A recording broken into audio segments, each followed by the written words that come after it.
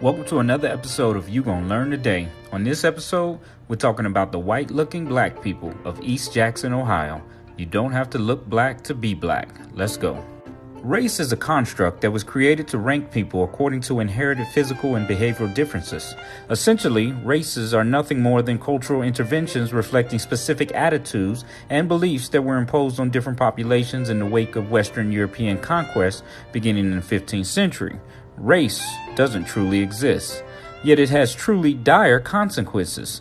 This is a story of a specific population of black people who look white but identify as black.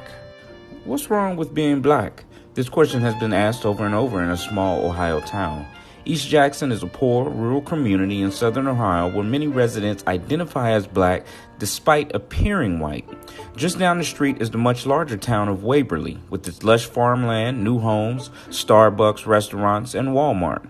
This contrast is a byproduct of anti-abolitionist sentiment in Waverly that began nearly 200 years ago. Ohio was established as a free state in the start of the 19th century, but those fleeing slavery in the South by using Ohio's Underground Railroads avoided Waverly. It was known to be anti-abolition and anti-black. It was also a sundown town where black people had to be out of town by dark or face arrest, threats, or even violence.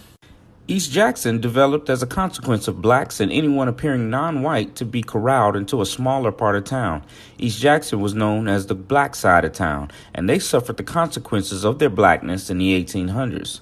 There were some who were forced to live in East Jackson who were not black, but they were treated as black, second-class citizens. They were black by law.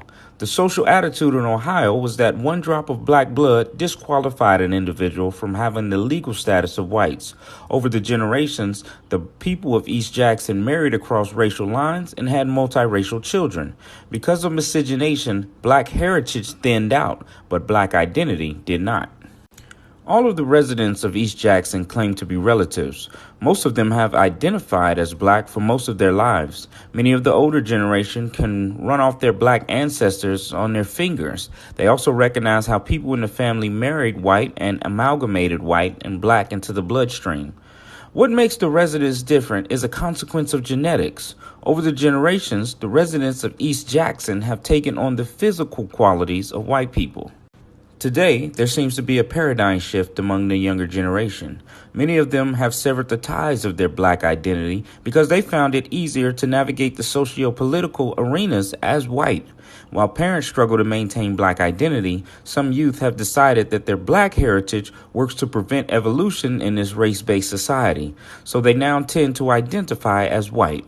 In several families, there are siblings who identify as black and others who identify as white, leading to outsiders asking more and more questions.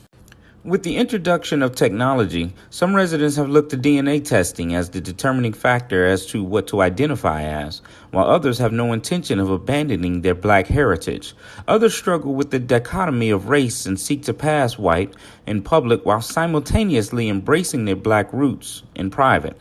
As the older generation takes its lead from the living, so goes the residents' connection to those blacks who traveled to Ohio in search of liberation. Perhaps the burden of identifying as black is too much for some and not worth it to others. In this Ohio town, if you ask the question of what's wrong with being black, you will surely solicit a wide range of opinions from just about everyone. Now you know.